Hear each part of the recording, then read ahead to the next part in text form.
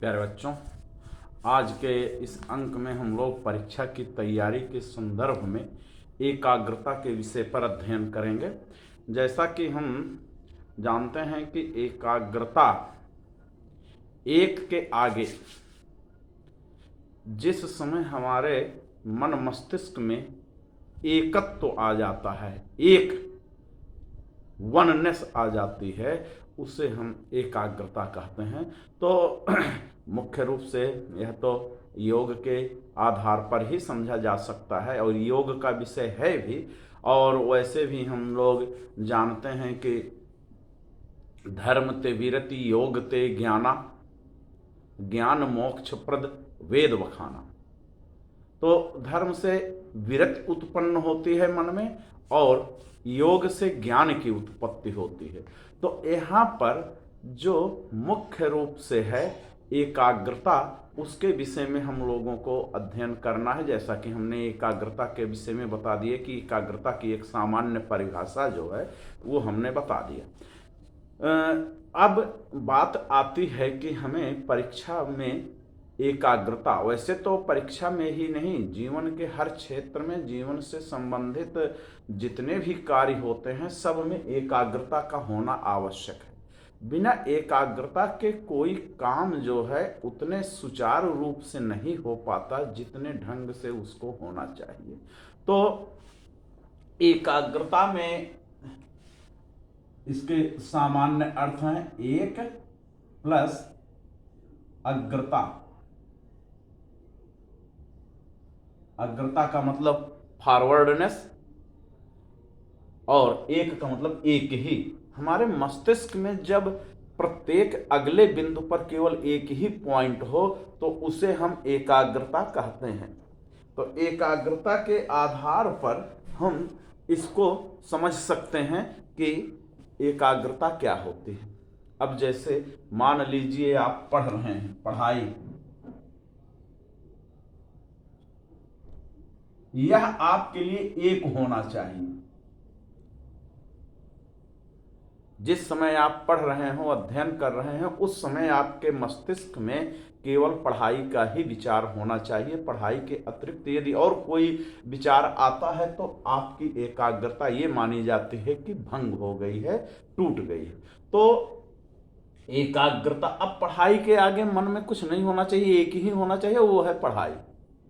यहाँ पर जो एकाग्रता होती है, अब जैसे मान लीजिए आप एग्जाम हॉल में प्रश्न का उत्तर लिख रहे हैं और अगर आपका एकाग्रता भंग होने की स्थिति उत्पन्न हुई तो आपके लिखने का जो प्रवाह है वह टूट जाता है और आपको सोचना पड़ जाता है कि हम कहाँ से फिर लिखें। तो ऐसी स्थिति न उत्पन्न हो उसके लिए हमें एकाग्र होना पड़ेगा।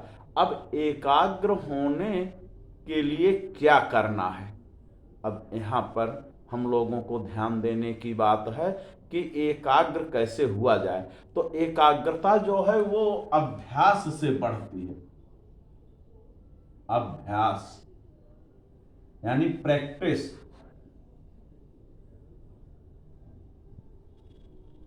प्रैक्टिस प्रैक्टिस के जरिए एकाग्रता बढ़ती है। तो किस चीज की प्रैक्टिस, किस चीज का अभ्यास? तो इसमें जो कुछ योग के साधन हैं जैसे प्राणायाम,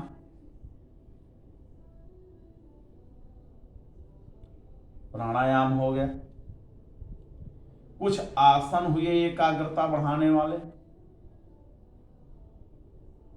ये कौन कौन से हैं और प्राणायाम कौन कौन से हैं जो हमारी एकाग्रता को बढ़ाते हैं? वैसे तो प्राणायाम का कोई भी पक्ष हो हमारे मन में एकाग्रता को ही बढ़ाता है।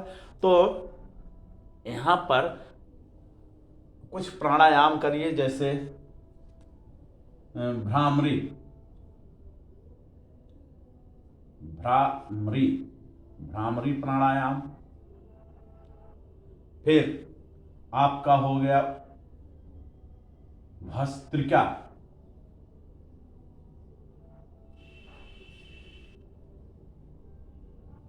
भस्त्रिका प्राणायाम और अनुलोम विलोम।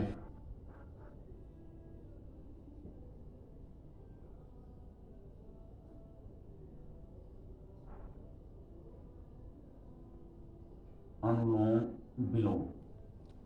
ये मुख्य रूप से प्राणायाम के 3 प्रकार हैं। अगर आप इनको करें तो इससे जो है आपकी एकाग्रता में अप्रत्याशित और आश्चर्यजनक वृद्धि होगी। जैसा कि हम जानते हैं, अभी आगे इसमें हम देखेंगे कि एकाग्रता में बाधक कौन कौन सी चीजें हैं, उनको हमें हटाना होगा।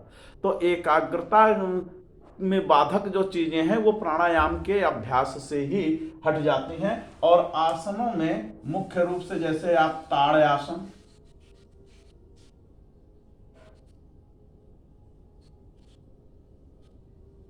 ताड़ आसन हो गया,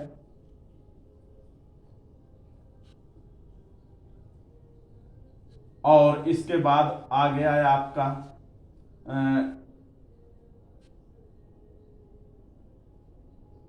वीरभद्र आसन।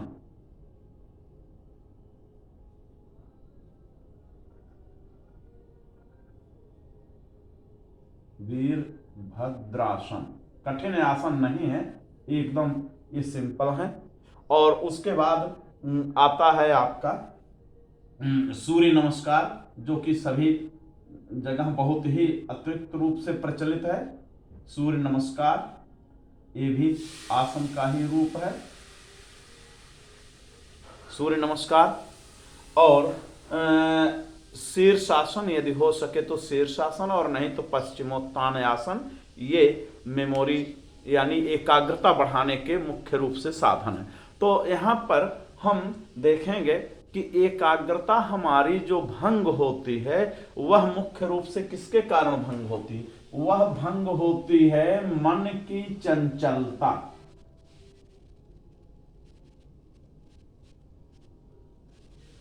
मन की चंचलता के कारण ही हमारी एकाग्रता टूटती है।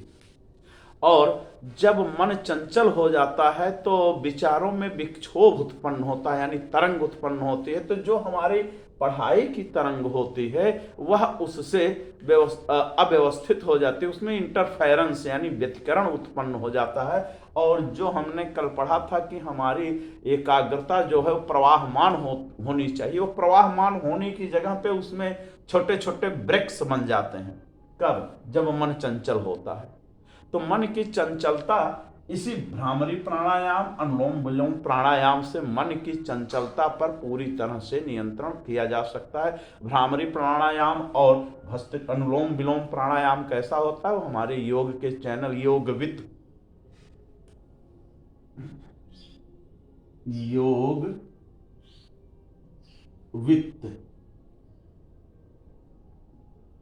इस चैनल पर उपलब्ध है। आप उस चैनल में आप देख सकते हैं कि भ्रामरी प्राणायाम और अनुलोम विलोम प्राणायाम क्या होता है। वैसे आजकल इन सब का प्रचार कुछ हद से ज़्यादा हो गया है, चाहे वो गलत तरीके से ही किया गया हो तो लोग उसको मान लेते हैं। और जब सामान्य लाभ नहीं मिल पाता है तो लोग कहते हैं कि अरे ये तो अफवाह है, अंधविश्वास है, कौन पहर भर नाक बंद करे, ये करे वो करे।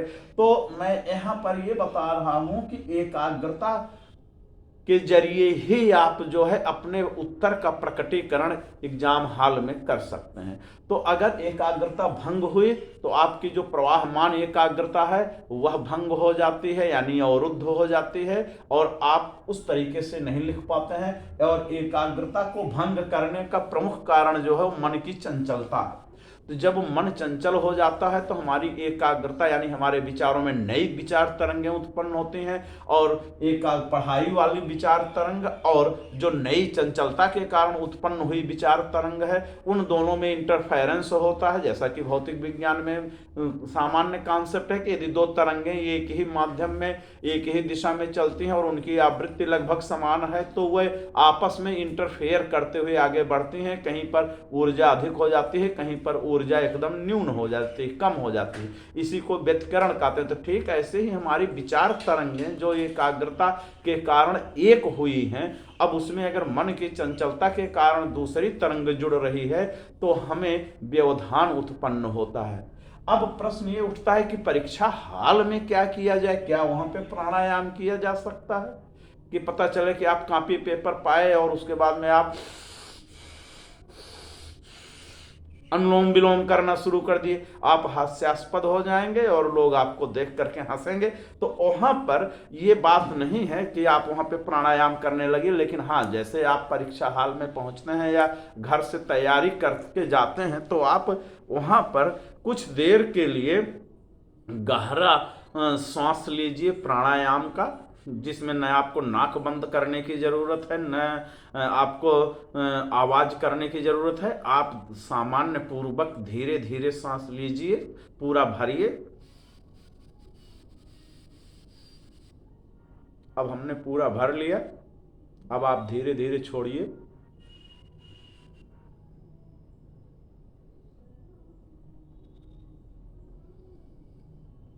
छोड़ दिया हमने पूरा, अब पूरा फिर भरिए, पूरा भर गया। अब पूरा फिर धीरे धीरे छोड़िए।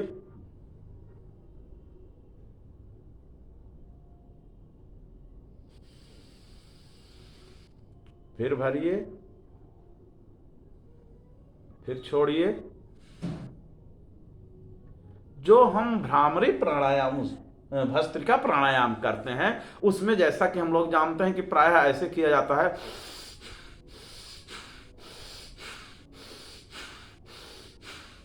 इसमें आप सुन रहे हैं, आवाज भी आपको सुनाई दे रही है और आप को देख करके लग भी रहा है कि आप कुछ कर रहे हैं। लेकिन अगर इसी भस्त्रिका प्राणायाम को बहुत धीरे धीरे करिए, जैसा कि हमने अभी बताया, लेकिन हाँ, सांस जो है पूरी तरह से अंदर जानी चाहिए और पूरी तरह से बाहर निकलनी चाहिए। तो इस स्थिति में आप देखेंगे कि 8 या 10 राउंड करने के पश्चात आपके विचारों में जो मन के चंचलता के कारण नई तरंगें उत्पन्न हुई हैं, वह तरंगें शून्य होना शुरू हो जाती हैं और हम पुनः इस एकाग्र चिंतन पर आ जाते हैं जो हमें लिखना होता है। तो परीक्षा हाल में पहुंचने पर आपको कॉपी पेपर मिल रहा है, तब तक आप ले करके आंख बंद कर लीजिए, यदि संभव हो तो आंखें बंद करके आप गहरी सांस यानी भस्त्रिका जो है वो आप धीमी गति वाली भस्त्रिका जिसको कहते हैं, कि जिसमें सामने वाले को पता न चले, पूरा सांस अंदर भरिए धीरे धीरे, फिर भर करके फिर धीरे धीरे छोड़िए, रोकना नहीं है। तो इस प्रकार से सांस के प्रवाह से हमारे मन में जो चंचलता के कारण तरंग उत्पन्न हुई रहती है, वह धीरे धीरे धीरे धीरे शांत होने लगती है और हम पुनः अपने इस एकाग्रता के बिंदु पर आ जाते हैं। तो अगर आप इसका इस प्रकार से नियमित अभ्यास करेंगे, रोज सुबह शाम उठ करके, यदि सुबह शाम जब आप पढ़ने बैठते हैं तो पढ़ते समय आप पढ़ने से पूर्व 15 मिनट तक इस भस्त्रिका को, जिसको हम मंद भस्त्रिका कहते हैं यानी धीमी चाल वाली भस्त्रिका, इसको आप करेंगे तो आपका मन जो है एकाग्र होना शुरू होगा और आप देख करके आश्चर्यचकित हो जाएंगे कि 2 दिन के ही अभ्यास में आपके मन की चंचलता कैसे शांत होती है और कैसे आप जो है नई नई चीज़ें जो पढ़ने में आपको कठिन लगती थी, जो आपको सुनने में कठिन जान पड़ती थी, उन्हीं को आप कितनी आसानी से समझ ले रहे हैं। तो ठीक है, अगले अंक में हम लोग देखेंगे उसमें कि कौन कौन से यानी तनाव प्रबंधन के कौन कौन से साधन हैं कि जिनके जरिए हम अपने परीक्षा काल के दौरान उत्पन्न होने वाले तनावों का मैनेजमेंट कर सकें, यानी उनको हम व्यवस्थित विस्तृत ढंग से रोक सकें।